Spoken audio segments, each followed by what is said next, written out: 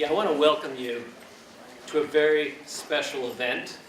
I'm David Grusky, and I direct the Stanford Center on Poverty and Inequality, one of the three co-sponsors of this event. The mission, the simple mission of the center is to monitor trends in poverty and inequality, to help build a new science of poverty and inequality, to use that science for the purposes of carrying out a new smart war on poverty and inequality, and then, of course, to train the next generation of scholars and leaders in the area. And for all of these initiatives, we regularly involve students and others, and so I hope if you're interested, you'll come visit us. We're in Building 370. We also sponsor a regular lineup of public events, including a lecture series that's titled A New Social Compact, that will next convene on Wednesday, March 7, 7:30 p.m., and it will feature one of the leading analysts of inequality in the U.S., Paul Pearson. So I hope you'll come attend that event. And then finally, we invite you to our annual State of the Union, the real State of the Union. It's an all-day event on Friday, March 16. And for this year, we're going to lay out where the country stands on gender inequality. We've invited the top scholars from around the world to give us the latest evidence on such topics as gender inequality and where the country stands on gender discrimination in the labor market, sexual harassment, where the country stands on the gender wage gap, and much more. So please come to that event as well. We welcome you. So I said this event has three co-sponsors. The second co-sponsor of the series is the Honda Center for Human Rights and International Justice. And it promotes human rights around the globe, often drawing on new technologies to engage in trial monitoring initiatives, human trafficking initiatives, peace-building initiatives. And here too, they regularly involve students and others. There's a human rights minor. There are all sorts of fellowships and internships that they offer. They offer opportunities in research, in overseas programs, and much more. So you should visit them too. They're in Encina Hall. So I said three co-sponsors. The third co-sponsor of this event is Stanford Angels and Entrepreneurs. And I'd like to introduce now its co-president, Radhika Shah. She's a tech industry veteran, a tech angel investor, and an extraordinary force. She gets things done on campus and everywhere.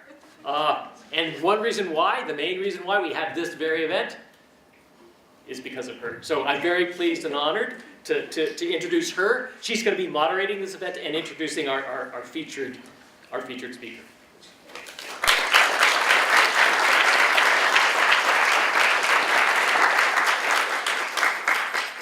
Thank you, David, for that generous introduction, and very inspired by your work at your center. I'm Radhika Shah, and I'm thrilled to invite you all here and welcome you on behalf of Stanford Angels and Entrepreneurs, 1,100 plus members of the Stanford community, along with my colleague Alan Chu. Alan, for a second, just raise a hand, co-president along with me at Stanford Angels and Entrepreneurs. We are a tech innovation community of students, alumni, faculty, all come together to advance tech innovation, entrepreneurship, investment within the Stanford family, in a sense. But more recently, we're very excited that we're looking at what could be the role of tech in solving some of our biggest challenges in society. And we're very, very thrilled to be a co-sponsor of this event today. I want to take a second to acknowledge a lot of the amazing people in this room who made this event happen. A lot of work has gone in. Can all the volunteers, Vajia, Eloise, Stephanie, Franny, staff, students, faculty, everyone who's been part of this, stand up for a second. This won't have happened without you guys. And let's give them we have many more. That's Franny and Stephanie. They can't stand up, but these two as well. And then I want to also take a second. Actually, I want to acknowledge Ananda Rajaraman, very successful Stanford.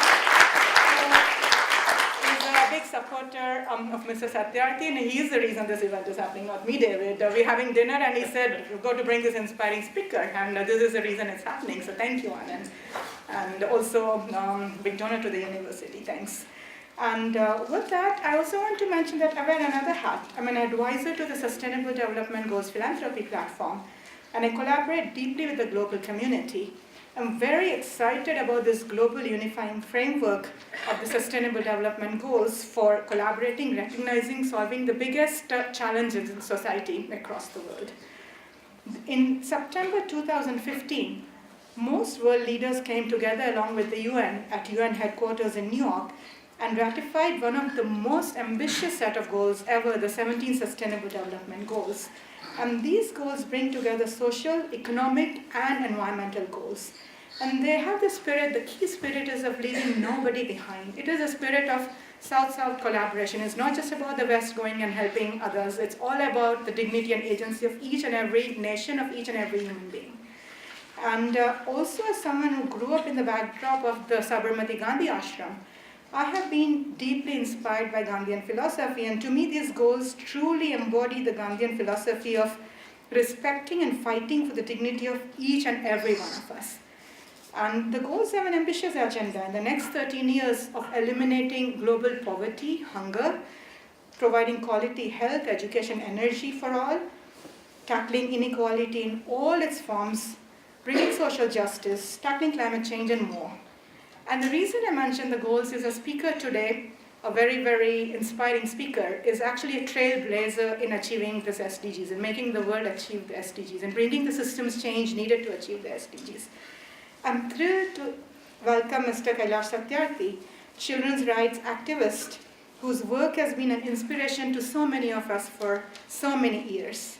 He's a trailblazer, as I mentioned, in many things, but especially in the spirit of the goals of leaving no one behind, tackling inequality in all its forms and shapes, and above all, bringing social justice to society.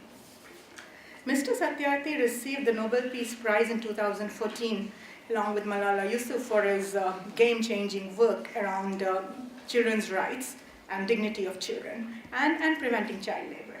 Mr. Satyarthi has been a champion of the vulnerable since childhood, bravely fighting for their rights in the true Gandhian spirit. His last name is a testimonial to this. It means seeker of truth. Those of you who follow Gandhian thought probably know that truth is the holy grail in Gandhian thought. It's above everything else.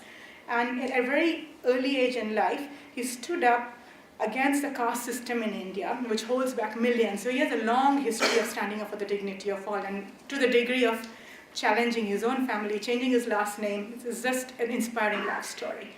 He's the founder of the Kailash Satyarthi Children's Foundation and Bachpan Bachao Andolan, which translates to Save Childhood Movement, which has liberated more than 86,000 children in India from child labor, slavery, and trafficking.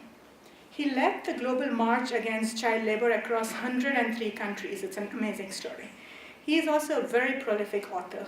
Let's give Mr. Satyarthi a very warm welcome to Stanford.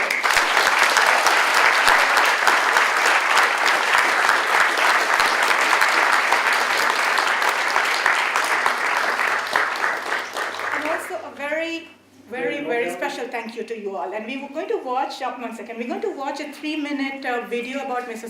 Kailash Satyarthi's work, and then get into the exciting part of the evening, the fireside chat. Over to Franny. For 2014 is to be awarded to Kailash Satyarthi for the struggle against oppression for young people and children. There is no greater violence than to deny the dreams of our children. I refuse to accept that the laws and constitutions are unable to protect our children. Today is the time for every child to have the right to life. I refuse to accept that the shackles of slavery can ever be more stronger than the quest for freedom. I refuse to accept here.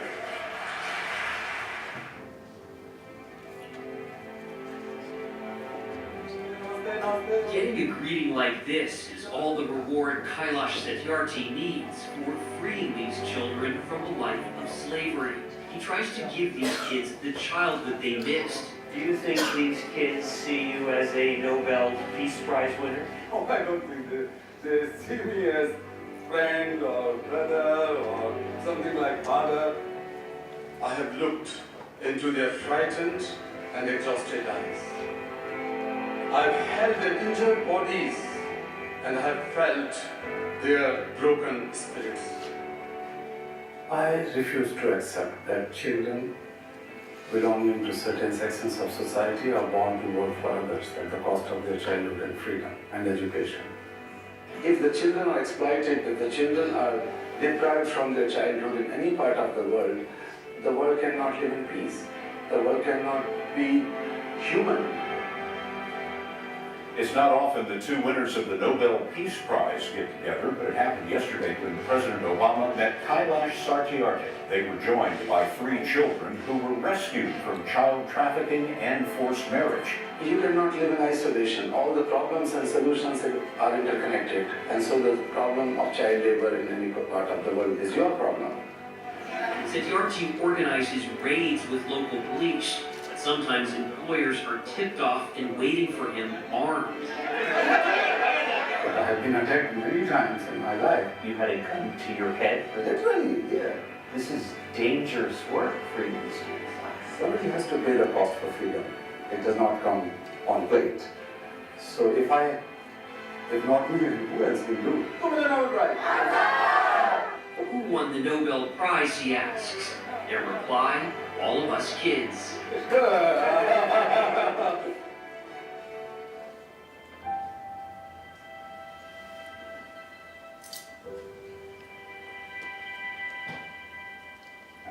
Every single minute matters. Every single child matters. Every single childhood matters.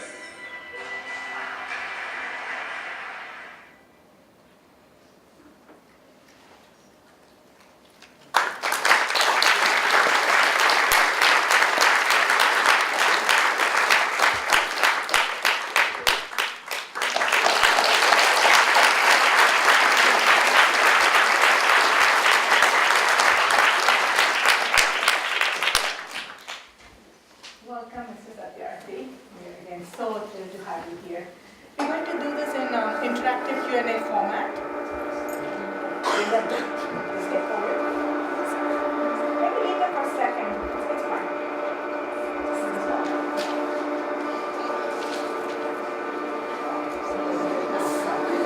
Technology. Construction. At this point. Yeah. So.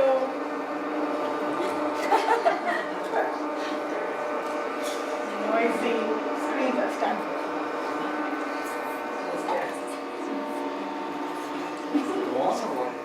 No, it goes on and on. Sorry about that, Mr. Satyarthi. So again, thrilled to welcome Mr. Satyarthi here. And we're going to do this event in interactive format. I'll ask Mr. Satyarthi a few questions. And then we'll have time for questions from all of you. So my first question is, Mr. Satyarthi, could you share your life journey, some of the perspectives, as well as what inspired you along this life journey, and about the brave, amazing work you're doing? Share some anecdotes that you like to. Thank you. It's good that you started asking the questions, because since 2 or 3 days I have been hearing from my colleagues that there are 3 questions to be asked, and I did not read all those 3 questions.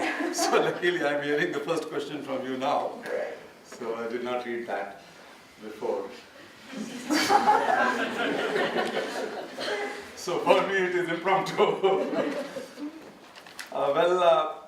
I will refer, I would say 2 or 3 anecdotes that begins from my early childhood. When I was about 5.5 years old and went to first time to my school, I saw a cobbler boy sitting outside the school gate under open sky. His father was also a cobbler. I might have seen children working before, but that was the sharp contrast. I was going to school with new ideas, new dreams, new aspirations, and I thought that every child was supposed to go to school. So the child was looking at me with eager eyes whether I am going to give him some job. He was not looking at our face but our shoes. But we were all wearing new shoes. So the first question I dared to ask my teacher was that, sir, why a child sitting outside and not with the rest of us in the classroom? And my teacher tried to calm me down and said that it's very common.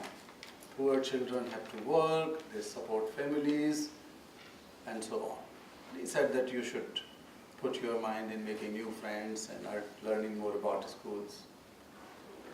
But when I went back from school, the child was still working, and the next day and next day. And I tried to ask this to my parents, my friends, and almost everybody tried to convince me that it is not uncommon, it's a common practice. But every day I got more and more disturbed and rather angry that why he is sitting outside and not with us in the classroom. So one day I gathered all my courage and went straight to the father and son. The boy was shy. He was my age, 5-6-year-old. Father replied, he said, sir, in Hindi he said, Babuji, मैंने तो कभी सोचा भी नहीं. Sir, I never thought about it because my grandfather, my father, I and my son start working since their childhood. And then he took a pause and then replied with miserable eyes. He said, sir, you guys, you people are born to go to school, but we are born to work. And I could not understand the caste system. I studied Gandhi later on. So this untouchability and all this caste hierarchy. But that made me very angry. Why some children are born to work at the cost of their childhood and freedom and dignity. I started looking the world with a different eye. That gave me a new eye to look at the world. And I started questioning everything, that what my parents say, what my teachers say, what is the conventional wisdom may not be true. That maintains the status quo in the society, and we should have courage to question those things which are prevailing in society for ages. So that made me as a young, angry boy. And I kept on thinking and looking at it. I could not do much. That was my first spark. Then I realized that some of my colleagues left schooling because their parents could not afford textbooks. So one day I had an idea that let me go to the neighborhood and collect old books.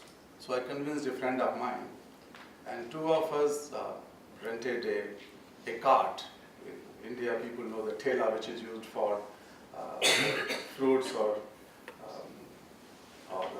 the vegetable selling, the vendors use it. So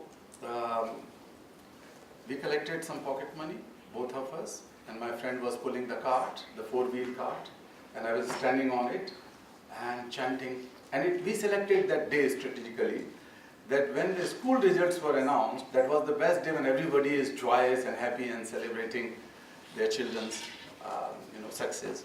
So I started chanting, uncles, aunts, listen, your son, your daughters have passed and gone to a next grade. And they came to listen, the good thing about their children. And then I said that think of those children who left schooling without completion because their parents could not afford. And from now onwards, I said that your books will go waste. So why don't you donate these books in my cart? And I saw there was something like a wildfire situation. Some people started bringing the books, and within 4 hours, we were able to collect over 2,000 books. Our problem was that I was 11-year-old that time. And I didn't know much about the high-grade books, English books, French books. I never read those subjects like statistics or technology and all these kind of things because I knew about the 4th, 5th, 6th, 7th grade books. So I spoke to some of my teachers, and I had an idea that this conventional charity would not work. If I donate the books to others, people would say, oh, Kailash, you did great work. But then what would happen next year and then next year? So I thought that why can't we create a book bank? That was 50 years ago, book bank.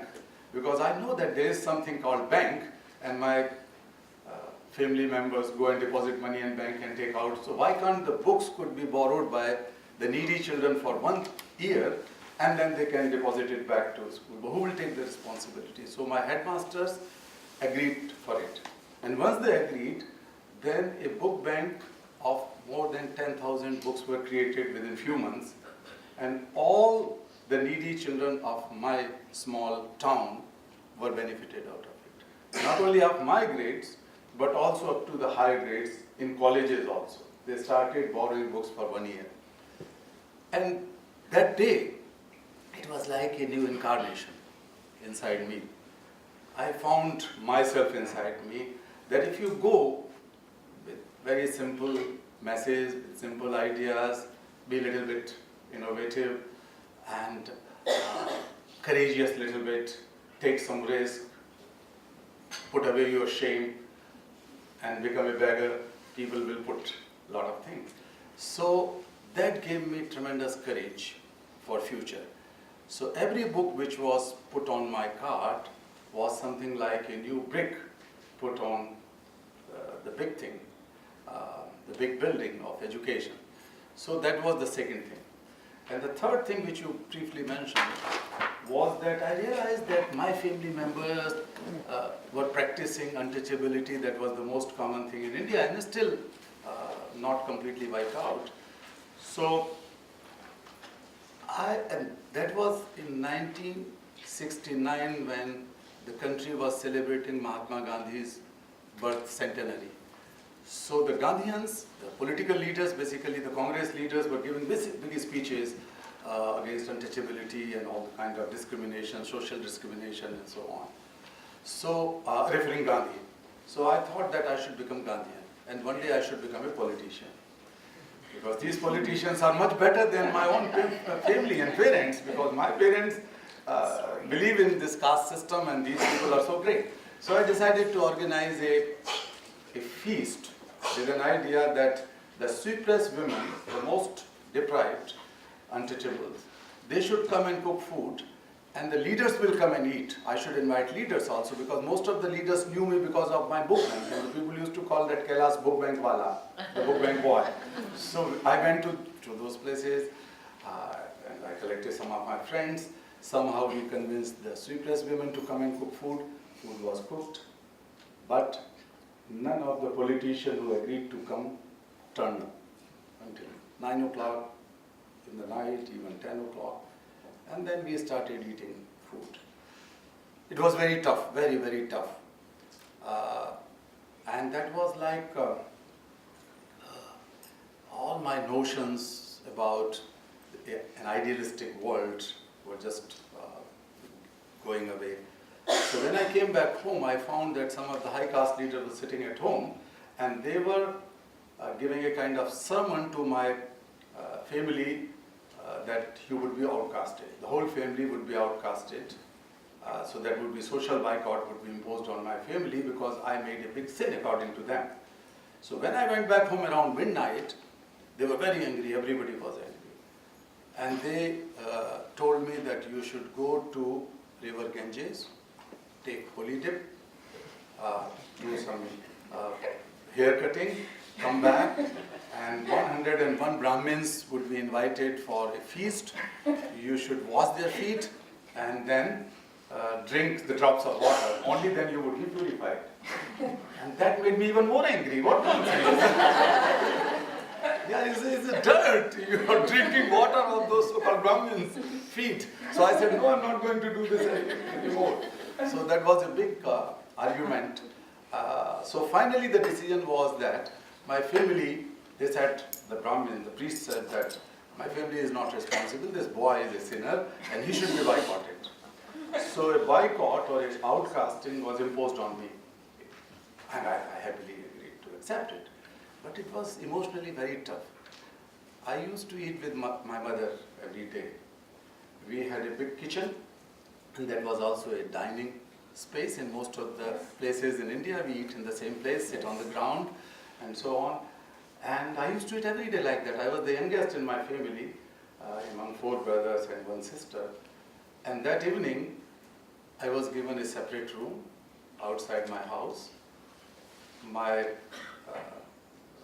drinking water pot was brought in my room, the mud pot. My food was given only in my room. I was not allowed to enter into kitchen or into the dining space. So I became untouchable in my own family. And my family was, my mother was crying, my sisters were crying, sister-in-laws every day, because they used to see me in this situation. But they could not do anything because that was a social, order, or a kind of, the pressure was so big, so they could not avoid it. So it went on for several years.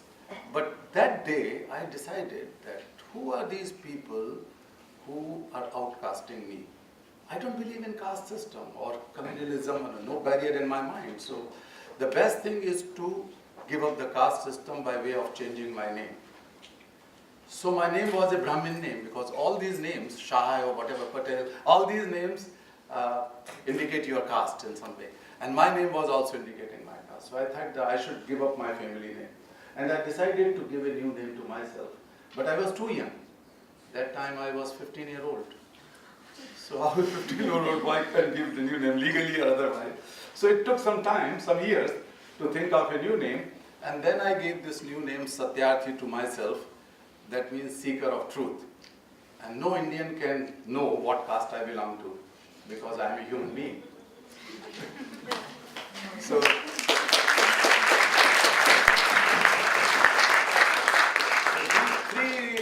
3 incidents made me a little bit different. Thank you for such an inspiring life story. It's one thing to read it, one to hear from you. You might inspire many of us here to take the last name Satyarthi. I love the way you kind of challenge the norms everywhere, which many of us hesitate to do. And you continue to do that, but you started early on in life. Mr. Satyarthi, I would also like to ask you a question on going forward with the Sustainable Development Goals framework, which hopes to unify us all. How do you see the global community coming together to fight for children's rights? What is the journey forward as you see it? What are the challenges, opportunities? You clearly are a social movement builder. Is there room for a global social movement, and how will that take shape? Well, I was closely involved in the formulation of Sustainable Development Goals. As an outsider and little bit insider, the goals related to children. As you know that in the Millennium Development Goals, there was one goal about education, and that was very vague, education for all. But when it comes to child labor, child slavery, violence against children, there was no mention, neither in the indicators nor in goals, anywhere.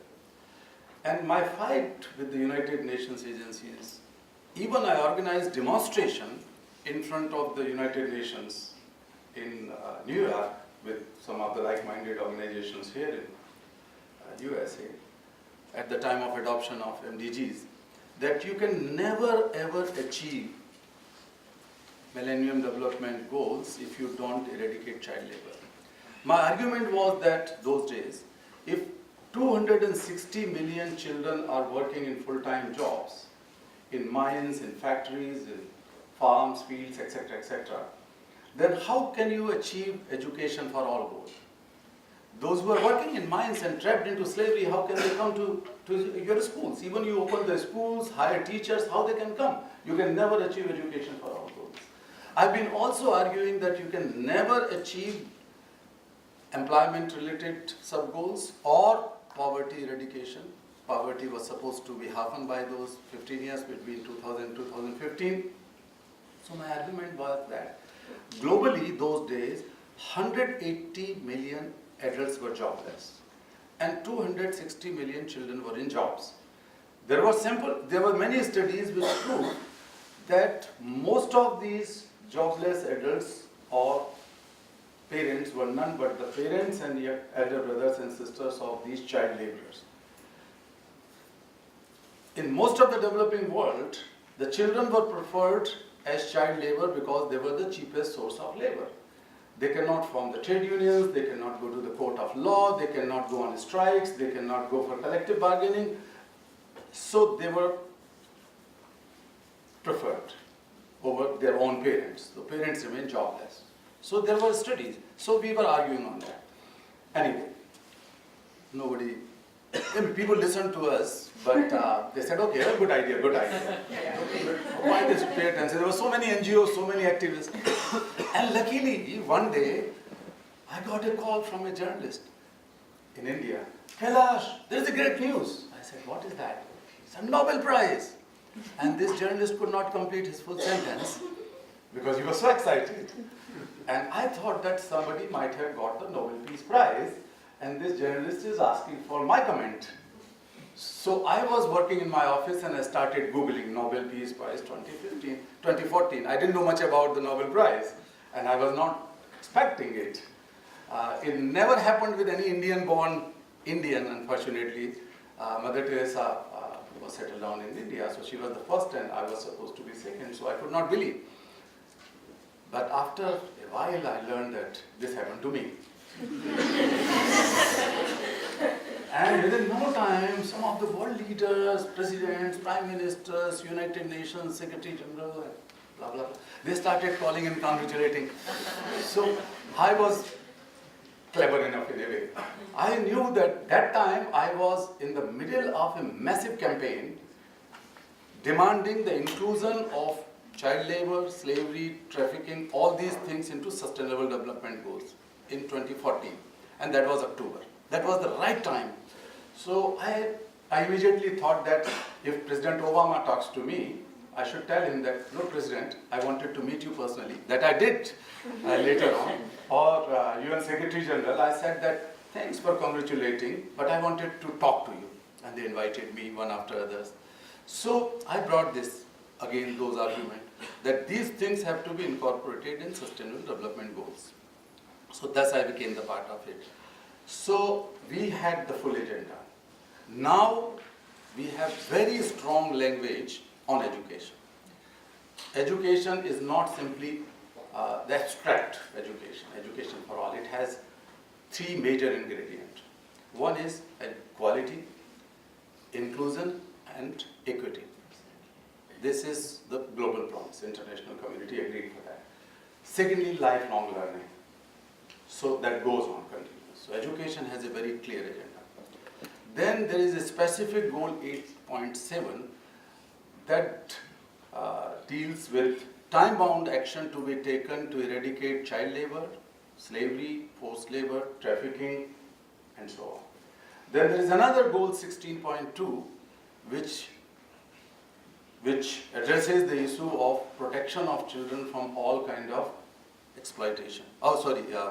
Violence. So protection of children from violence. So there are at least 3 or 4 places where specific language is there in Sustainable Development Goals. And my strong belief is that if we are able to protect one generation, this generation now, then you need not to worry about the generations to come. This generation would be capable enough to protect all generations to come in the future. So if we invest only on this generation, if the entire world decide to invest on generation, on their freedom, on their safety, on their education, on their health, then the politicians need not to worry too much. They will fight their own battle and they will win. But we have to empower them, and that empowerment comes only through protecting them now. So, this is a very big binding force. I started talking to many presidents, prime ministers, also United Nations agencies, to prioritize their Sustainable Development Goals related to children in their national development programs or development plans, budgetary allocations, as well as the global discourse. So we are pushing this agenda. I am pushing this agenda at different levels with different, that SDGs related to children should not be lost in the big political debate of ecology and human rights, justice, so many things are there, so many important, peace, poverty, but we should not lose the sight on children. My fear is that we are very good. The world is very good in inventing new phrases, new language, new commitment, new pledges. But when it comes to honesty, the political will, we don't have, unfortunately. We are dishonest to our children. We keep on making promises to the most vulnerable, to the most marginalized sections of society. We have a lot of talk shops, lot of seminars, lot of conferences, lot of meetings, lot of discussions, lot of money is spent on airfare and all kinds of meetings. But when it comes to reality, we still have 152 million children working as child laborers. We still have the largest number of people in the world who are enslaved in any given point of time in the human history. We have to introspect how the civilization, how technology, how this economic growth, how this market economy can go hand in hand with human slavery, with child slavery, where children are sold and bought like animals and sometimes in lesser prices than the animals. We cannot afford to continue with that. So that is a big challenge. Our political will, our morality, our honesty to deal with such issues. No government has come clearly that we are going to put this much amount of money for this sustainable development goals. None of the industrialized country has. Who is going to pay the cost of attaining sustainable development goals? That is the big challenge. And that requires strong movement, social movement. Peaceful, non-violent, social movement. And that is very important. And that's why I would always love to talk to young people in universities, colleges, schools, and I wanted to engage. Because I have experienced, Radhika ji, working with all these politicians in my country and globally, dozens of presidents, dozens of prime ministers, and I respect many of them, great people. But I tell you, which is my personal belief, that no one is so pure in heart, and no one is so honest, and no one is so strong and moral from inside as young people in the world are. When we grow, we become very artificial. We like or do not like anyone, we say, oh yeah, good to meet you. Oh, great! Wow! We are not truthful. Sometimes we have to act like that. So are we actors?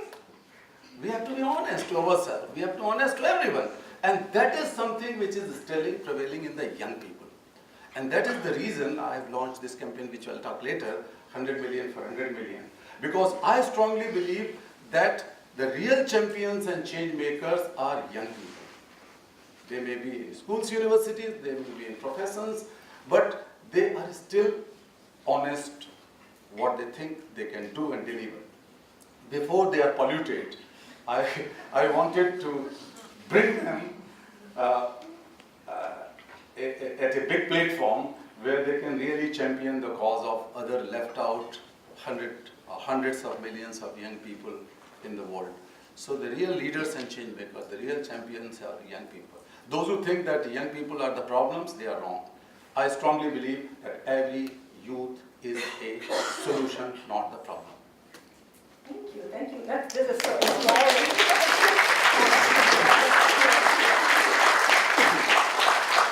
Thank you so much for influencing the Sustainable Development Goals at every level in deep specific ways to focus on child and children's rights and the social movement and your belief in youth. This reminds me of Mr. Satyarthi. I forgot to mention, is an Ashoka Fellow. I have an Ashoka connection. I started the former Silicon Valley chapter for Ashoka, and Ashoka's, we're talking about our common friend, mentor, Bill Drayton, and Ashoka's vision of everyone a change maker. I'm reminded of that, your comments that every young person is going to be the change maker that will transform the world.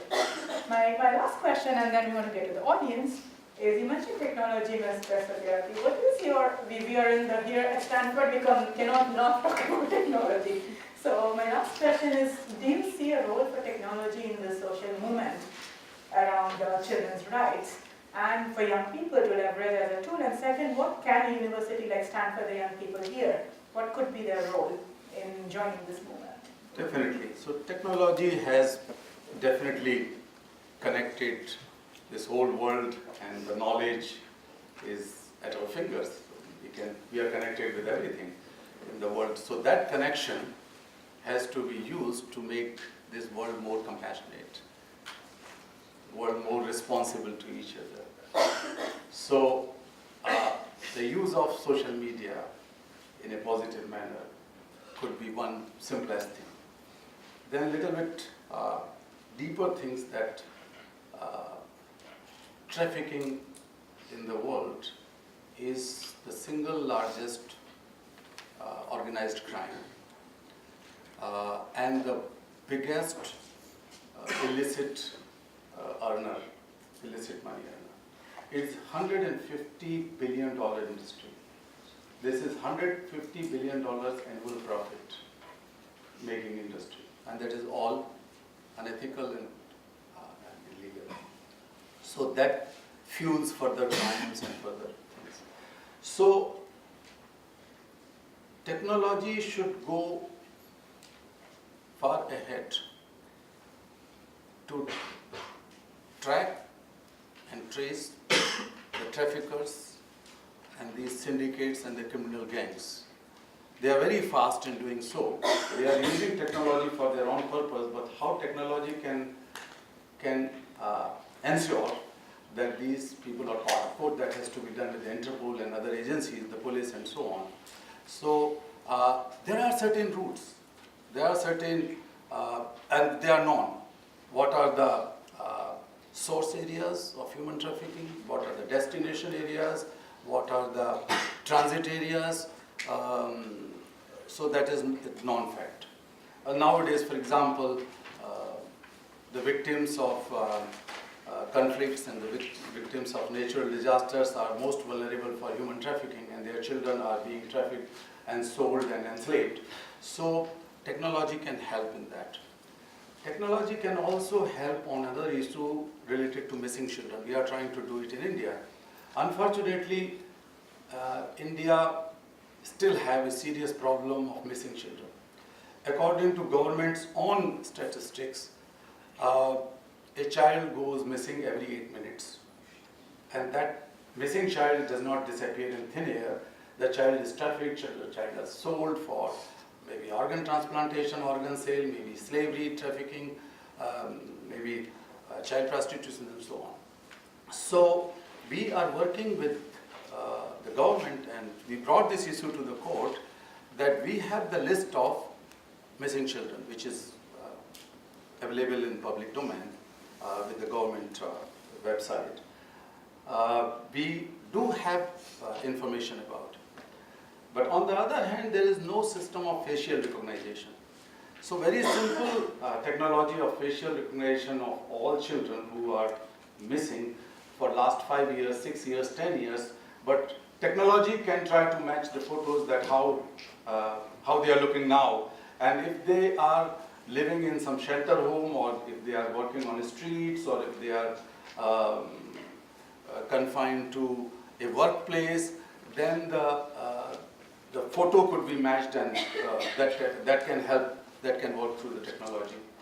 The simple things like camera surveillance on those routes like railway stations, every railway station, every bus stop, every rail, every bus, that is not very expensive, but that can help in tracing the route of traffickers, where the traffickers bring 2 or 20 children sometimes through the trains, but that could easily be caught. So things like that are possible through technology, I guess.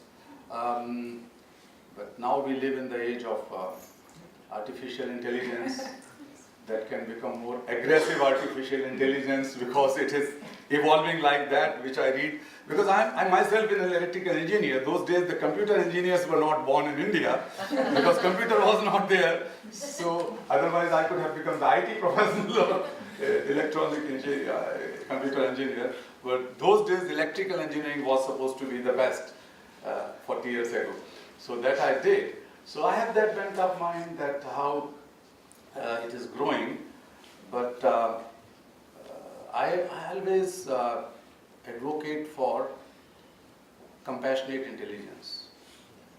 So how our inner compassion should not be lost in artificial intelligence.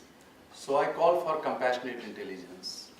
We can do our businesses, we can do our politics, we can do even our religious work through compassionate intelligence that is much more rational and that is much more human, that will connect people one to other. So that intelligence is needed. I'm just not just talking about being compassionate, but being compassionate intelligent. So that is a little bit different from your question, but I wanted to link these two things here. Thank you. That is so inspiring, and we all have a new kind of way of thinking. I love compassionate intelligence versus even the phrase artificial intelligence, and even in online, there's so many talks about, we are going to have people's kind of the value system rewired via artificial intelligence, and now I think we're going to have that anchor. If we are rewiring, let's think compassionate intelligence, not just what can we do with technology, but how can we do it compassionately.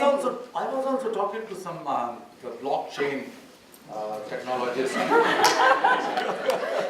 not the cryptocurrency, but the blockchain people, and trying to understand. That is quite complicated, but it is my curiosity and for my own knowledge. And I started talking to them that why can't we think of using the blockchain technology in monitoring the supply chain? Because the bigger problem is that the big companies, the board of those big companies in big brands is aware that there is a serious problem of child labor or forced labor, slavery in supply chain. But when it comes to monitoring it, it's quite complicated. It's very difficult because there's first tier, second tier, third tier, sometimes fourth tiers. So how to reach out to the fourth tier? So I was challenging that if the blockchain technology can make the money transfer so smooth, if it can help in a little bit quality control by those big brands. So if you can control and monitor the quality, why can't you control and monitor the existence of child labor and forced labor in the supply chain? So that could be another challenge for technology that could be useful to solve the problems. Thank you. We've got you talking about a lot of technology ideas and Stanford. So now we'll take audience questions. We'll take 3 questions at a time. And we're running a bit late. I'd request keep your comments short, and so that we can get as many voices as possible. We'll have people with mics raise your hands if you like to ask questions. Let's take one here, one here, up front, and then one in the back there. Me? Yeah, we start with 3. Who would like to get started? So you spoke extensively about casteism and caste discrimination as a problem in India. I'm just curious to know what you think about the reservation system and affirmative action in general in education, and whether it falls within the ambit of the educational sustainable development goals. Okay. And we'll take all 3 questions and then. Thank you. Do you have the mic? I do, but I'll just be loud. Okay. You really encourage not only the release of these children, but also their empowerment and education. How have you seen your anecdotes of how children you helped release in the 80s or 90s are now leading the charge in this fight? And then third question. Thank you. So when I was in Peru, there were children that were selling stuff on the side of the street, and there were 2 different schools of thought. People who were saying, don't encourage this, and there were other people who were saying, the kids will get beaten by their pimps if they don't come home with enough money. So what's the right thing to do in that moment? Do we give money to the children or not? Yeah. So originally in our constitution, The reservation policy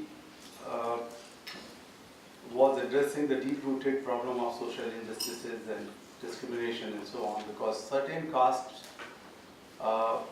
were considered inferior, but they themselves considered inferior and they could not compete with others. So that was the original reason. But then it was picked up by popular politics. So it has become a political issue now. So there has been a debate that there is a creamy layer of the lower caste people who have enjoyed this reservation for many, many years, or many generations, and now they are sitting in very good positions, big positions, why they need reservation. So that creamy layer issue is a contentious issue. The second thing is that there is also an issue related to the people who are living in abject poverty, but they don't belong to that reservation category of low caste. So I think some amendments have been made, but much more improvisation is needed in defining those things or redefining those things. Going beyond the political vested interest of block votes of certain castes. So politics and caste is so intermingled in India, which has to be, or communal sentiments with politics is so intermingled.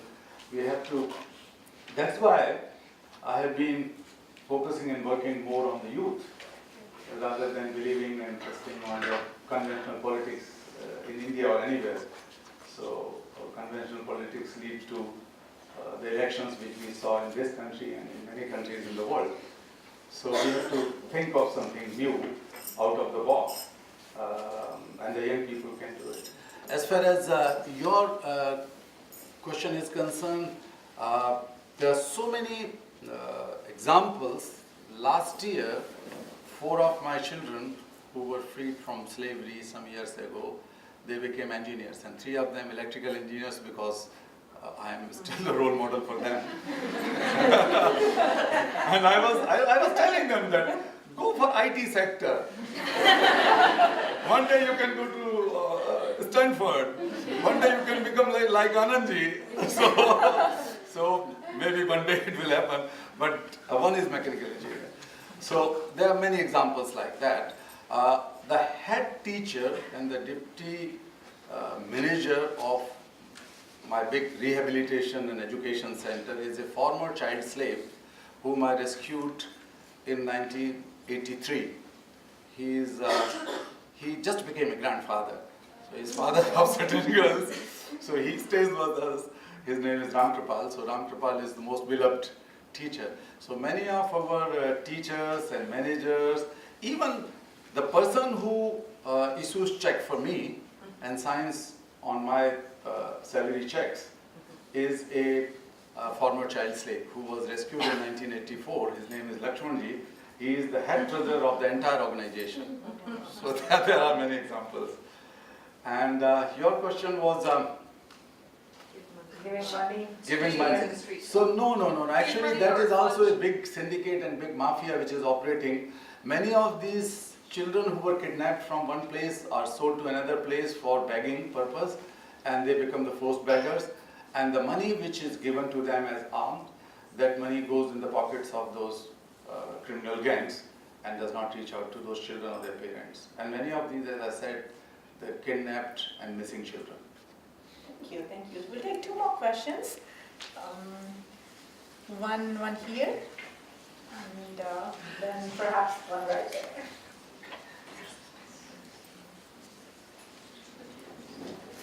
I wanted to ask you about your experience with working with, you were talking about working with Congress before. What has been your experience with working with the current system of the current government in India, and are they better or worse compared to the other one? And what changes would you like to see in terms of how the Indian government deals with the existing issue of child kidnappings or any effects that you observe? Thank you.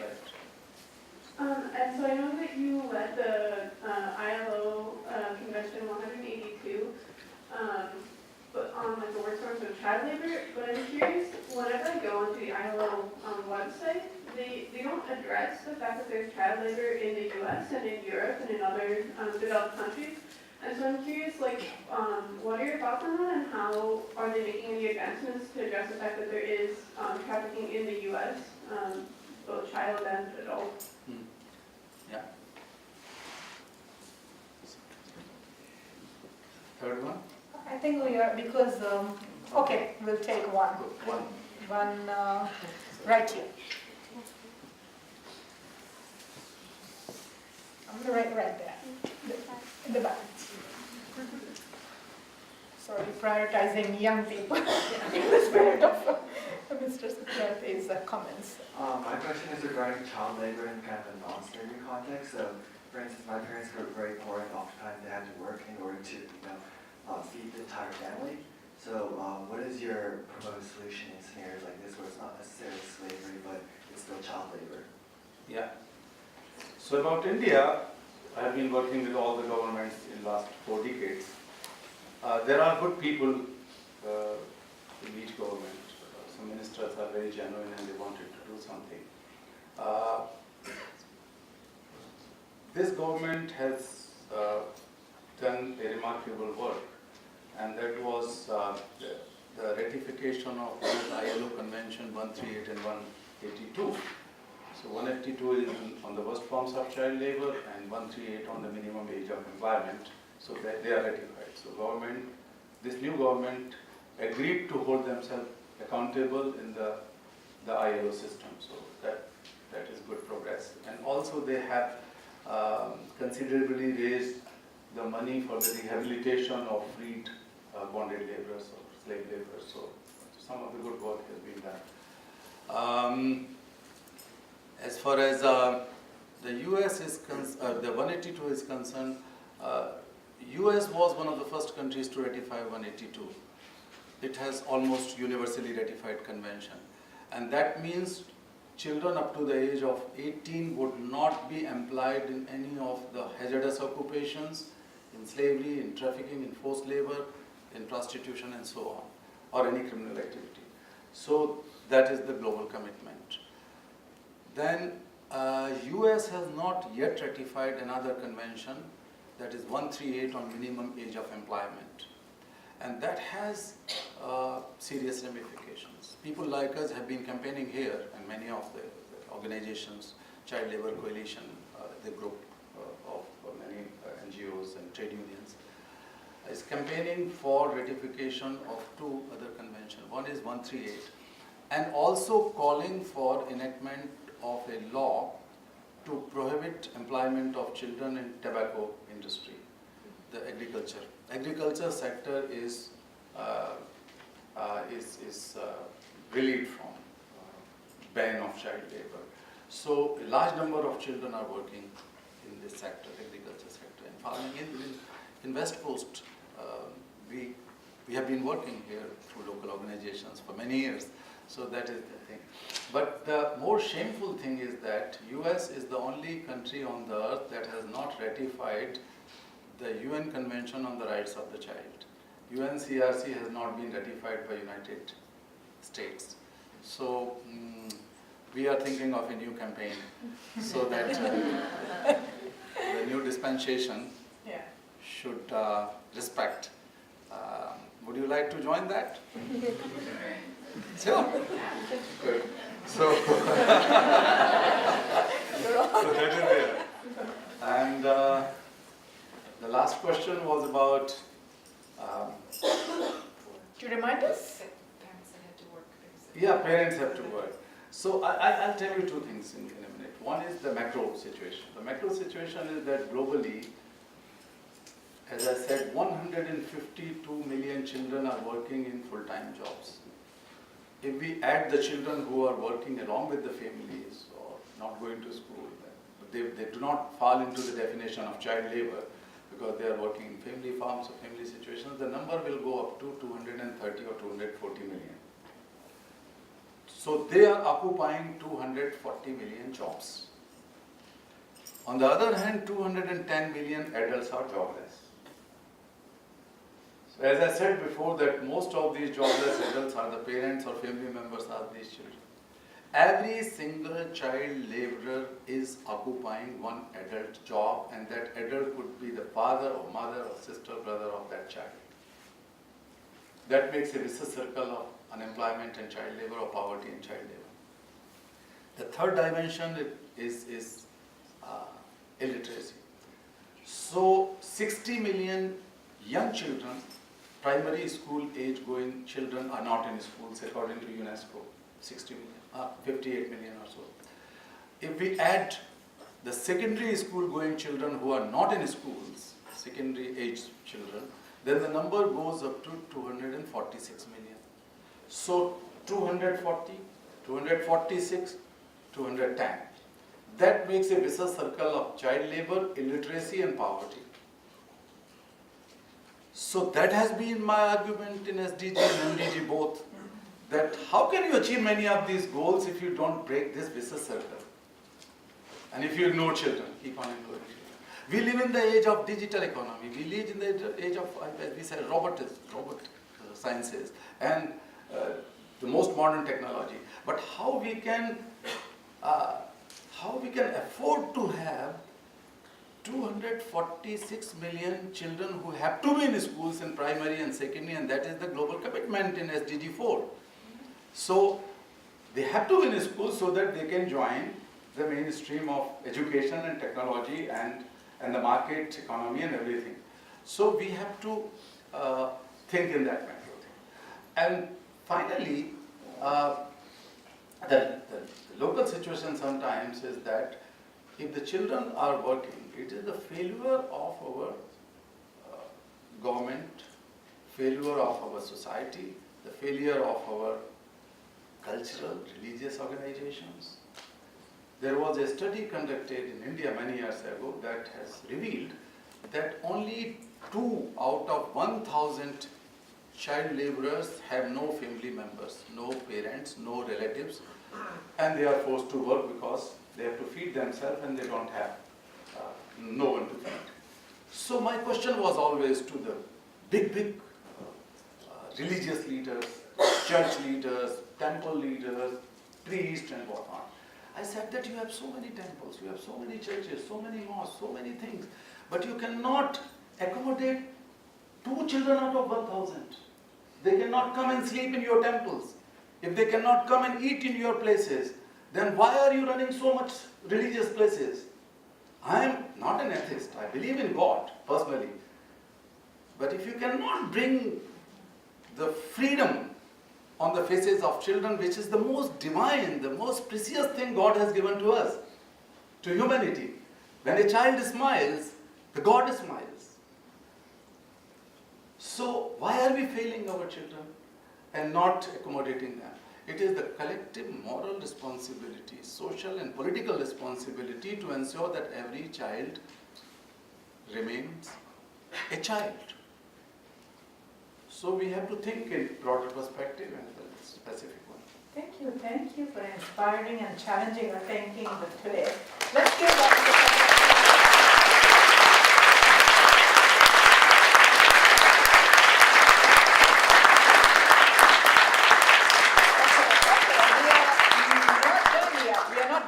We have a very inspiring young student, very mission-driven student, Eliza Sophia Stephen, is going to share a few perspectives and bring the power of young people to the room.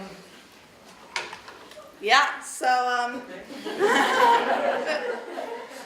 I'm sure we all know Stanford is this incredible, ridiculous bubble of privilege, and it's easy to fall into this routine of overcommitment, of P-sets, of exams, and now summer applications. It's a non-stop campus, and lack of awareness and complacency very easily become part of our lives. You're already here tonight, so I would encourage you to punch your way a little more out of that bubble and fight for the same mission to ensure that we have a future where every young person can be safe, educated, and free. You've already heard this kind of change requires activism across generations, especially the passion and dedication of youth, from young children to college students like ourselves. So across 5 continents, young people are already really deeply involved in this work. In October 2017, over 1 million children took part in the first ever 100 million decision makers Back to School Day, sharing their opinions with policymakers and advocates globally. In Brazil, students are researching the status of children in different regions in their country with regards to labor and education, and they're confronting public officials with the information and injustices they've discovered. Many of the 800,000 who marched in the recent Bharat Icha march across India were also youth or children. And getting involved in any of these issues can also start a lot closer to home, right outside this campus in Ravenswood City School District. Over half of children are homeless, and even more are getting evicted every day as they're evicting families from the RVs around the area. There are hundreds of kids that are being trafficked in the Bay Area, in Oakland and San Francisco. This is right outside our door for students, and there are tons of opportunities to get involved. So I would ask you, I know it's one more commitment, but to make any sort of commitment to this action, whether that's taking the 100 million pledge, you can do that by texting pledge to 345-345, or getting involved in many of the initiatives on campus. If you're interested in getting involved in this global children's rights movement, Mr. Satyarthi's amazing campaign manager, Shasti, will be at the Haas Center DK room at 12:30 tomorrow to speak to students about getting involved. There are a myriad of ways you can do that. And and I would like to thank Mr. Satyarthi and Radhika again for your time and wisdom, and the Center for Poverty and Equality, the Honda Center for Human Rights, and Stanford Angels and Entrepreneurs for all their dedication and hard work and patience in getting this event to happen. So thank you so much.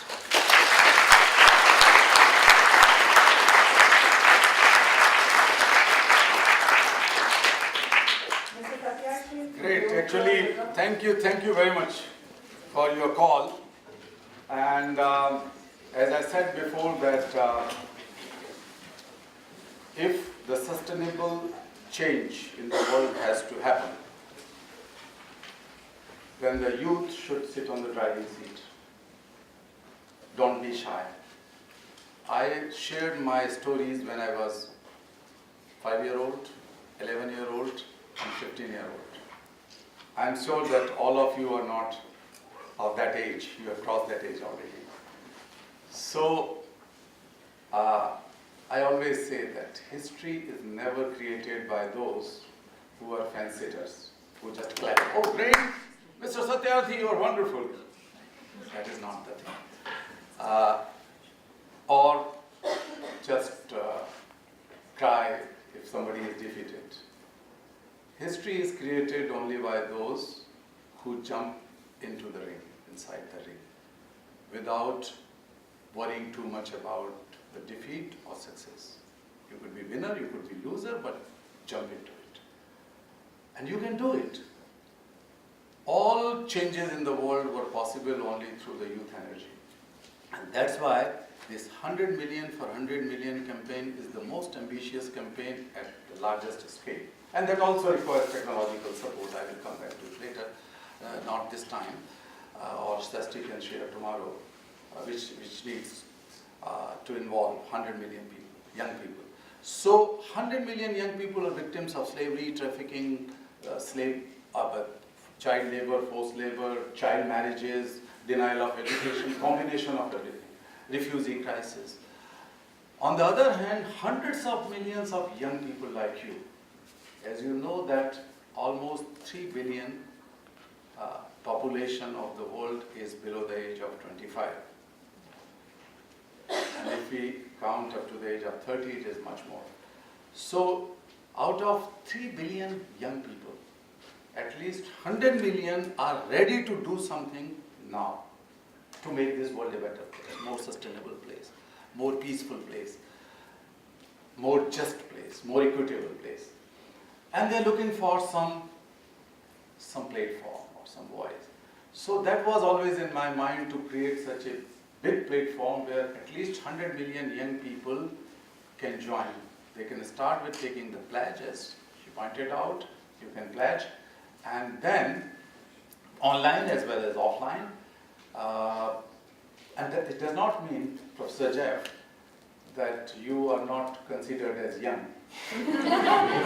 Because as Radhika was talking about you, you are always looking at straight at the problems and solve them. Is it true? True. Because you have so many students sitting and saying yes. So people like you are still young.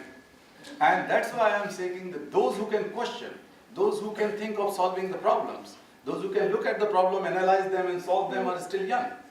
And those who can fall in love with others are still young. So, all of you are young people. So, 100 million young people should be the champions. Do you want to be one of those 100 millions? Do you want to remain as problem creator or problem solver? I tell you that if you are not standing